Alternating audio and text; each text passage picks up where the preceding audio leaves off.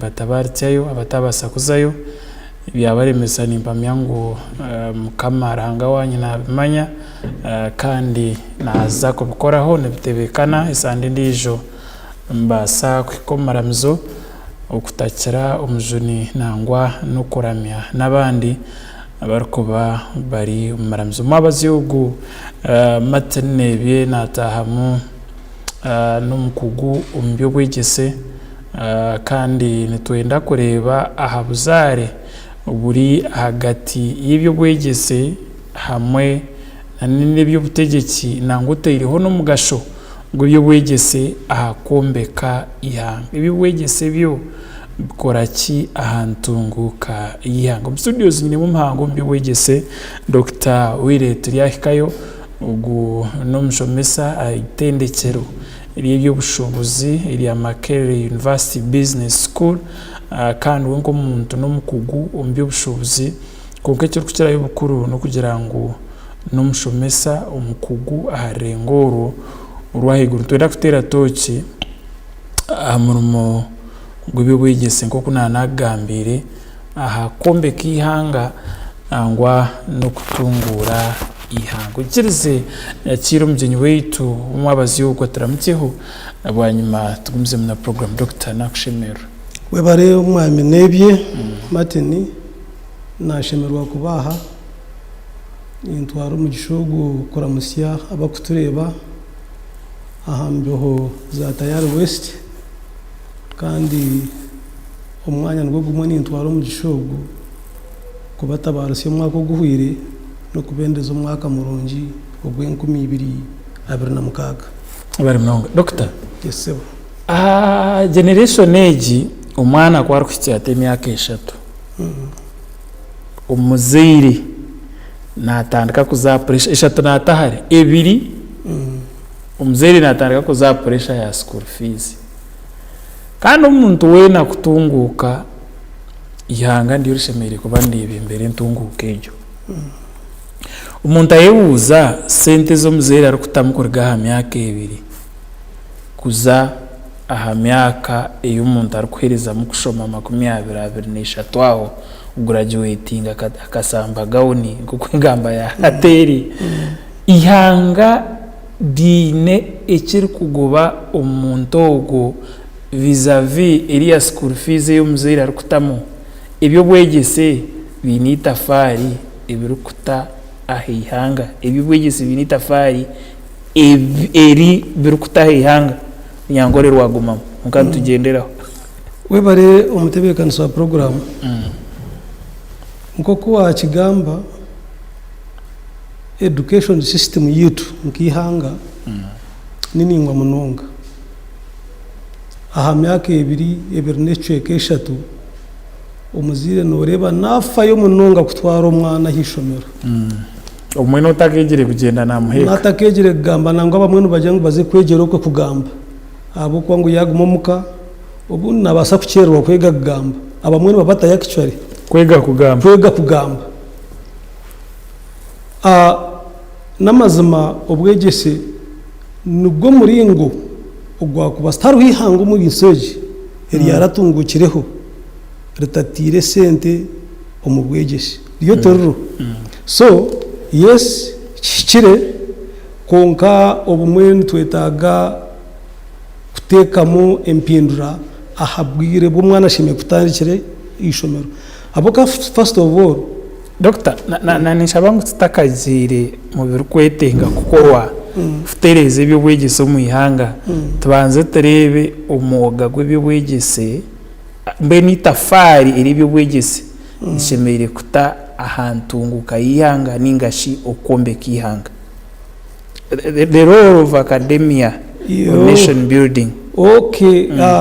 kwa nogamba the role of academia nyowe na munonga bo kugira ngo ndi omwitendekero erukuru agitweta tertiary institution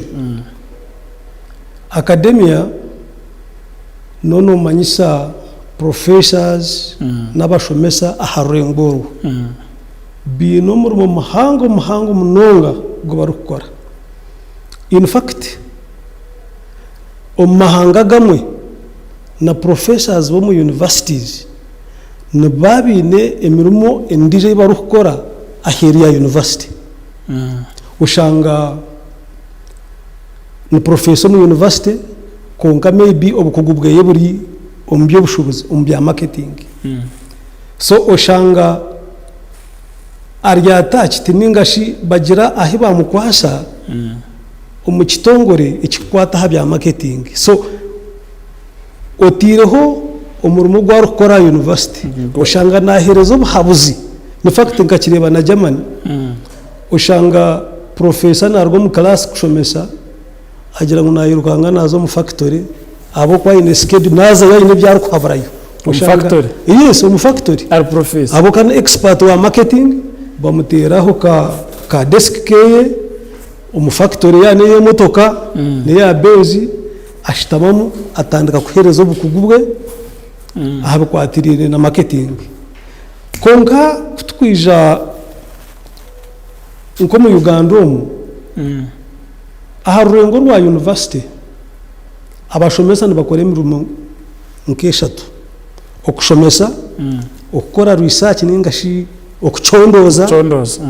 na n'ogundi gwa kashatu okujwanga n'abantu ekitweta community outreach kwiko mu bantu okabahabura ebyo kukora. So hata research eji barukukora ba professor bakwatanise nabeji babo na munonga abarurengo rwa degree ya kashatu ya PhD obukugo bihomu n'amageze bwihomu n'ebindi bitense bihomwe nibyo byombeka ihanga obukugo barukwihomu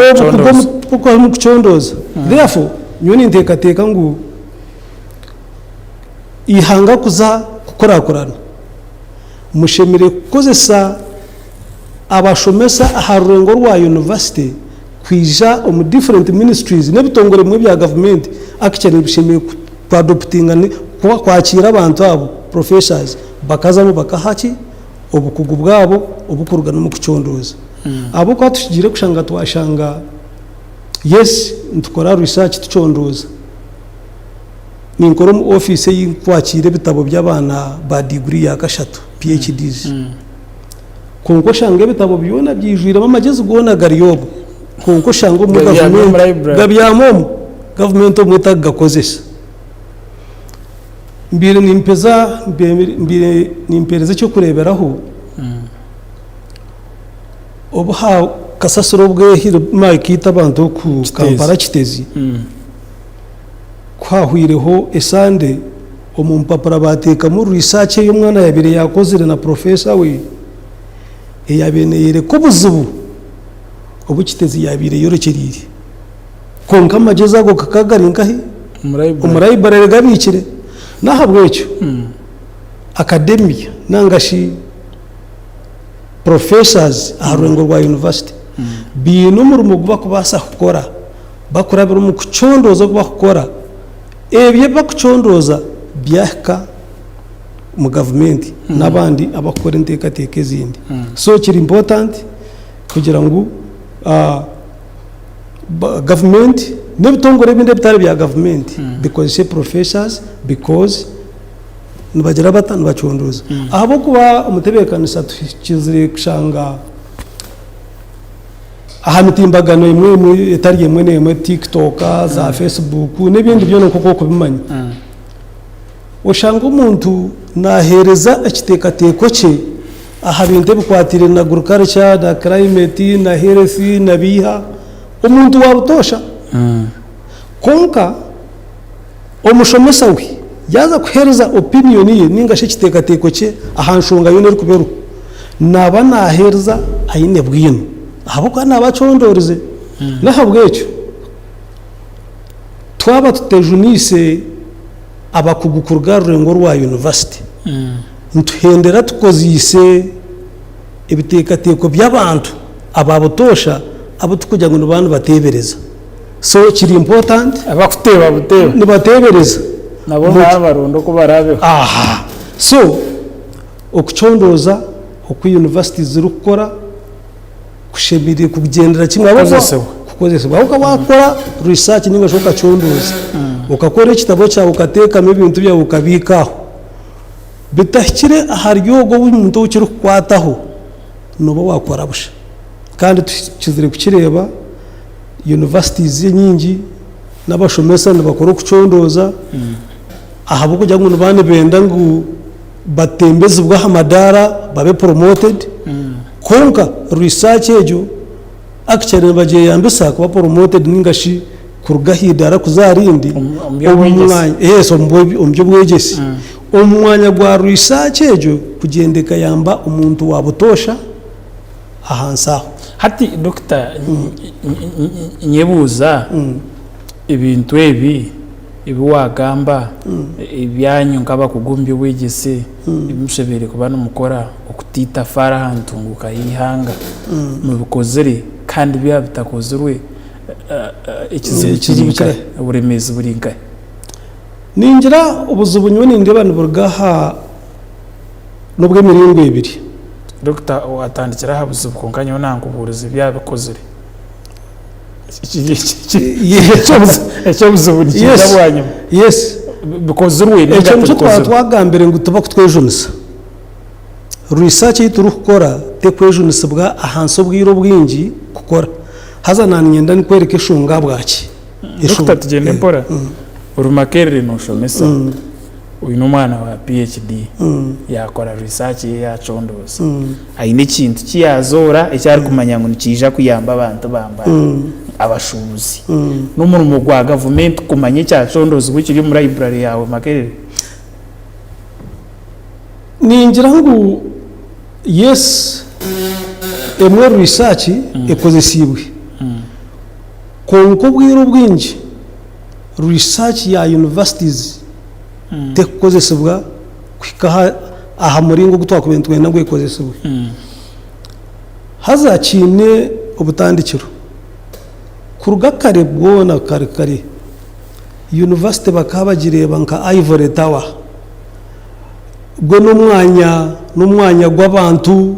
abetegerize abatine kakwate n'umuntu wabutosha baryokwe abanyabwenge bakore byabo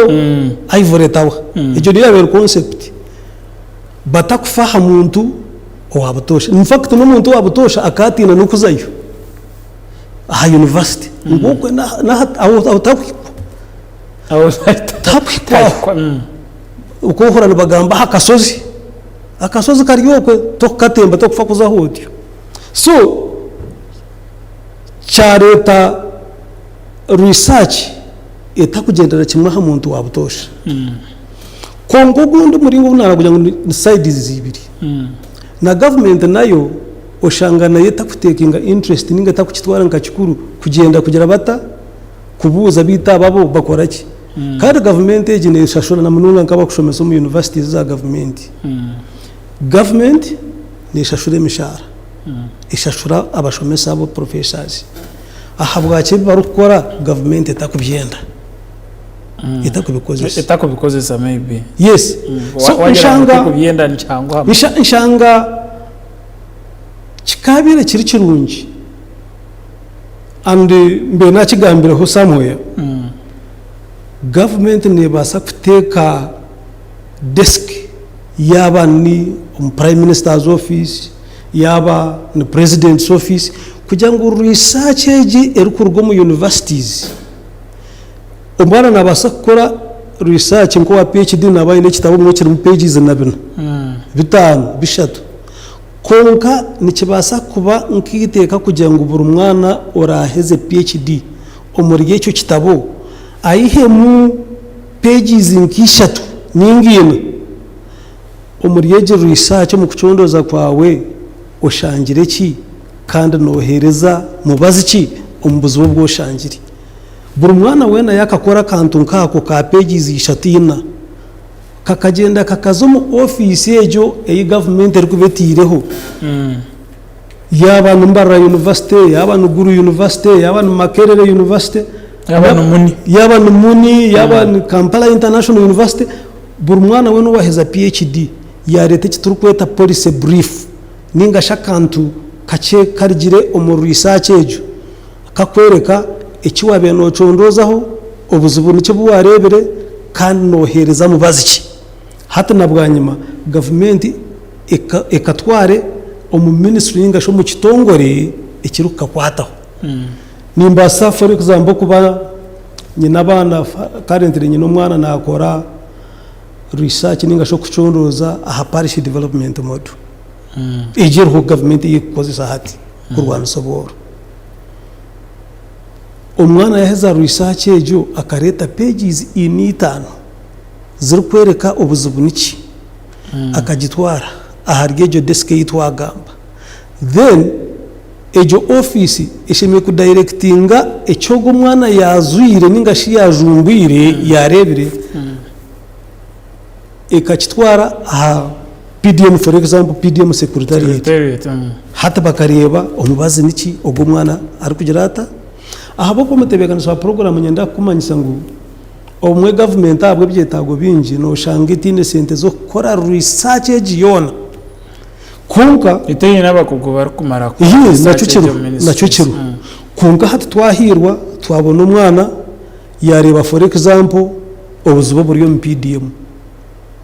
yahereza solutions abo kuba nabayine bwino research ni bwineji so ko kukiteko kwe hati abo kiro kwataho bagira bata bakitwara bareba okuba improving ningisho kuba yongera kubatereza mu bitaro kugenda ki ahabo kuba ukombe kihanga ninko kombe kenju umuntu kwiyabera banayombe kenju bwakare akaba urunda binesho bareta imiganda abanyabuzare bareta imiganda baranwa bareta imiganda uza kushanga ejo wagirota ajombeka yaho suna nihangana kweruri turukombe kwa ministries zonka naki na politicians academia betagwa journalists abanyamahuriro nkimwe nimwetagwa so twena twakwatara hamwe kareka ko cy'abantu kireke kuba abantu bareke kutekateka ngo kombe kihanga no kwabo abebyo butegeki na naba bakora mu za ministries ezo twena tuyine umwuga gutukubasa gukora ahakombe kihanga so academia kugaruka kibuzo cyawe academia eine omurimo muhango gukora ahakombe kihanga bakora bari mu kuchondoza ebyo bacondoza byagumiza mu kahikankahi government kabitye umuntu watosha ekabitumukora utandika wawaza kushobora aha bitari kugenda je ninga shibshemere kuterezwa mu education system ninge bibwegese umuyihanga twantereba umwana waza mu ishomero kwega kugamba step yo kubanza umuzira ruwareda inimya umwana w'imyaka 2 n'iceka ayirarikirira ngo umwana watwireho kugamba solution no kumutwara umudeke yaninga kindagateni kwegera yo kugamba umwana ubwo naza kweza kushoma ayine imyaka 23 productivity y'umuntu oguyo rubora nugira ngo bibwegese bikore umurimo gw'amana hantunguka yihanga ubwo umuntu waheze imyaka eje yona atari productive uyihanga rije mu goba muri yari icyo kubaza cyabyona de kamaze ngambira umutebeka nsanti education system yitu ya Uganda nindingwa ahakushoma ibintu biturkweta theory ibitari byo kuteka hengaro egarka ebanche munonga aha binde bikwatirine no kuteka hengaro ebikuru ntujangu it is too long on theory and very short on practical aspects ubwo nako no mu rwa government yes imeshe ba professor ito gwito no kubuna nagambire no kwabara kurwo mu kuchondoza konka nyenda kutwara umugisho gukwebaza government ahabo kuba igerezeho kutekaho empinda hinduka ningira wahuriye kiba kweta new curriculum okuhindura nango abakanje abantu bagita competence based curriculum in other words kuhindura umubintu ebyo abantu bakushoma kugira ngo bigasira umuntu waburijo na nogo wabishoma ahabo kuba ni babiri ebyo kushoma rukwataho wareba so abeginingira babanduze education system nanga competence based curriculum hata bari musinya ya mukagamanya in fact ninyenda kwebaza minister wa education akahandika ibaraha yahandikira universities zone because aba bana bari musinya ya mukaga ababene bashoboye barumuni bijo wita university so university yona umwaka guru kwija irabe etakatire mpindura ombyeru kushomesa mu curriculum yayo ekagihindura competence based teri kwija kwa admitting abana abo kogo mwana n'utinde cyo kubasa kumushomesa umwana ashomire imyaka mukaga ari kushoma ebintu byo kwekwatara akabireba ebitur kwetaga omuntu nguka yihanga hati so universities ni twenka universities turumu hati ntugezaho kugira kuhindura curriculum kugira ngo tubone kutwayakira bejabo nabo abo kuba twabasa batatagira muri iyi competence based learning ino basa kwija kushomesa umwana gume nakureba ati ahabo kuba tabimanyirire no mutogo kugombekirwe ku gasi ni yawana kugombekirwe kubikwatamo so government nyenda kujebaza abo kugira ngo erumunegireta ne moving towards that kugira ngo education system neza kuyamba ikintu kindi ibura mu merumo numatu twire ntugambi ibura kuburemerumo so umwana yabasho kandi nyenda kugambira umutebeganzo wa program by the way ubumwe no butkubantu jangwe merumo terho ubumwe berho harho scenario ndiri yo kushanga emirimo umurimo guruho konka umuntu ashomire ebyashomire tagubasa tingmo yashomire tubineka kwate ni byashomire koramo yes mismatch between the job requirements and what someone has studied ebintu byashomire na nibikwetagwa amurimo so competence based learning ningashi ejenshoma eyitwenda kutandika at university level yo kushoma umuntu arukwata ningashi practicals neza kutuyamba cyangwa munonga kwiyaho ibaramirimo turi tugamba hanshonga y'ibibwegese konka itafari ryo kombeka ihanga wono gamba bombeke nebengi muri aba bombeki harimo by'ubutegeki bari aba politicians abo wagamba akazare k'ebyobwebembezi ningashe by'ubutegeki na bari na iriya academy yitwanta gamba ningashe abakugombye bwegese kashemere kuba karingahi ejiye itejo wa hati Uganda ukombe kwe karagamuki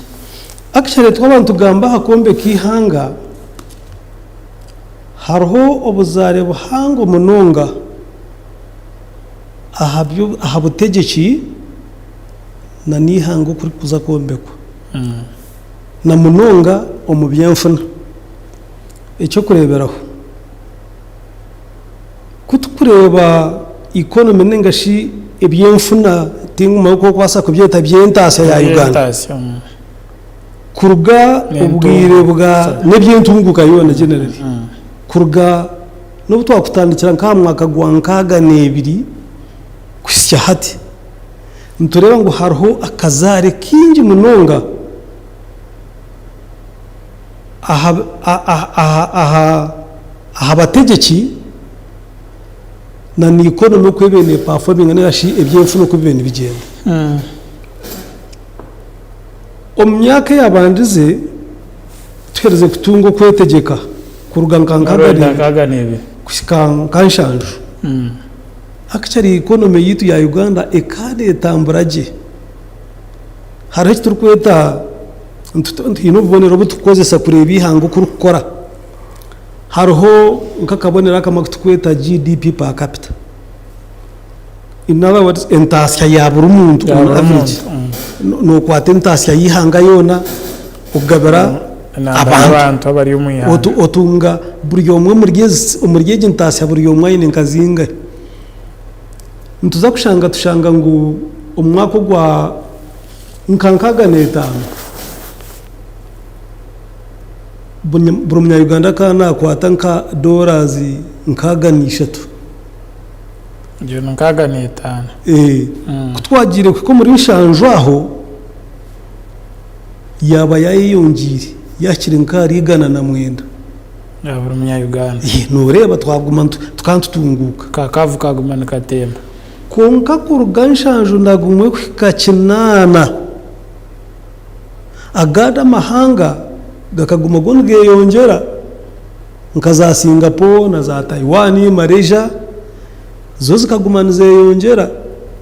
itwe in fact kuruga nshanjo nagumwe kwikakinana akwa kabonera kanagamba ka GDP pa capita ningashe ntashya ya buri mundu itwe kakendera hazagari amahanga go gagumiza muno gagera gata ngagendo misho ahabwe shonga zibyo butegeke no kimanya iwe of course no kishoma ningira mbyafayo ubwo mwebembezo wabira ruho bwirobo umunashanze idamini idamini dada ngo akarota yagira ngo ababahera babire baryi bakushuburom abahindi akarota ngo babire nabakama ebyemfu na yitu yabahena kucenda ati numutegwa kuruga icyahikiri hazabantu bo banta babebi n'amakorero baryo mu maduka koko zo mu town bwitu town zitu za Uganda zona bakujya ngo ikicumbe ko benda ko kushana ibihi byombe ko bibikabire by'abahindi umurimba Rome bona bagenda hati economy ya gireta yagaraka hasi nico turukurebera ibintu byona byacuramire ibintu bitwabintu guza heru byacurama abo kwija bakasigome sente zabo abajungu abaheru n'abandi bantu byona byacurama so byagera bita ebyentase yitu byaza hasi of course amini kuyarigireho hine za government zinde zagireho konka zo bwire buke buke nazo tuzatunga bwire konka habwenta ari zabezuru mpaka kugumiza mu kwenda kwija kwika arikinana na mukaga ahitwa atandikire kwenda kufuna mu akarembereza ka stability ningashi kuterera umbyo bwebembezi nahabwecho nyowe ningira ngo ningira kugambira abantu ngo ubutegeki bubi ni inkobutwa ubutegeki bubi ni inkobutwa nore nkuruga nkaga nebiri tukaba somehow tukatwine muka stability tukatutera deriremo okwiyahonka nkaga na mukaga kwa katano obobote arukwejunusa idamin dada batahira urubiri rwa kabaka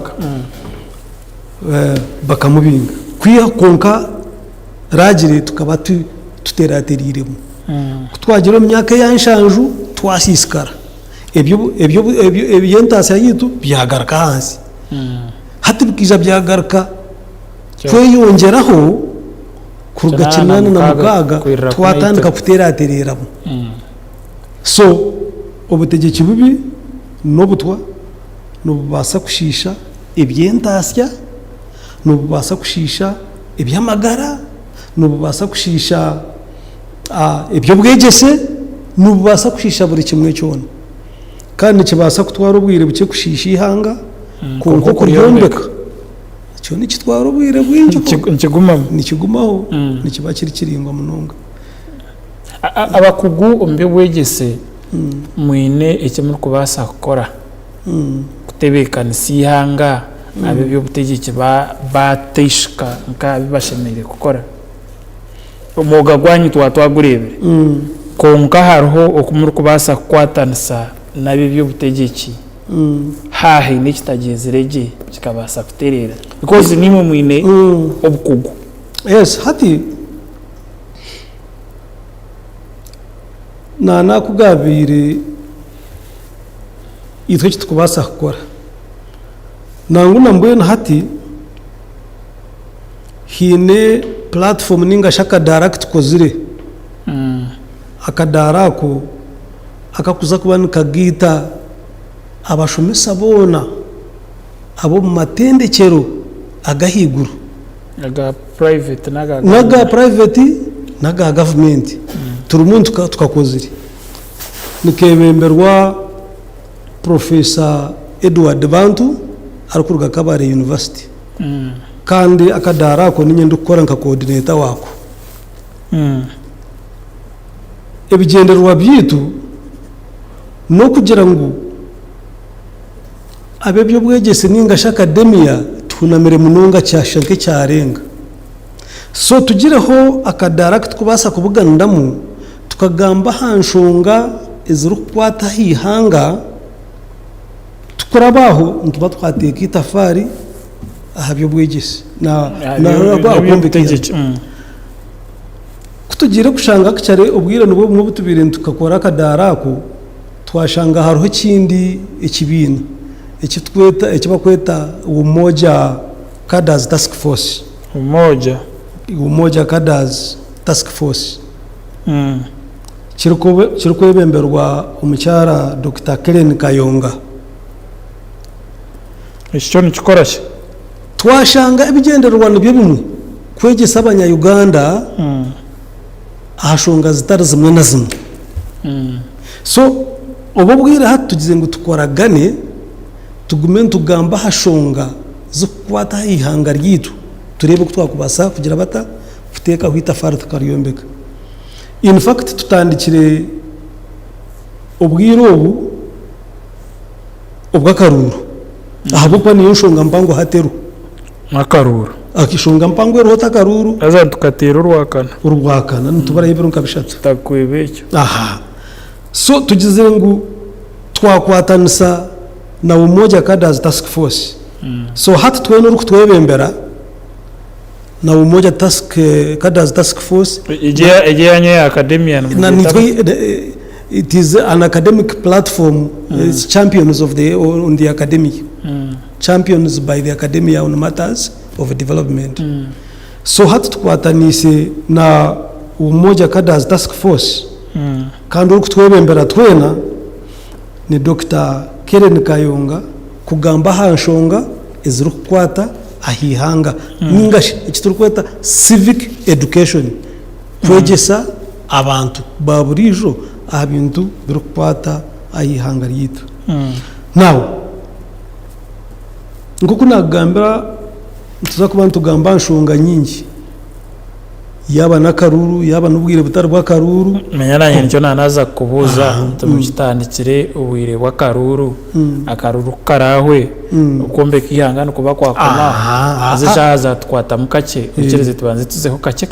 dakika ngibiri mu burango babashubuzi turarye ntuje kumisama na program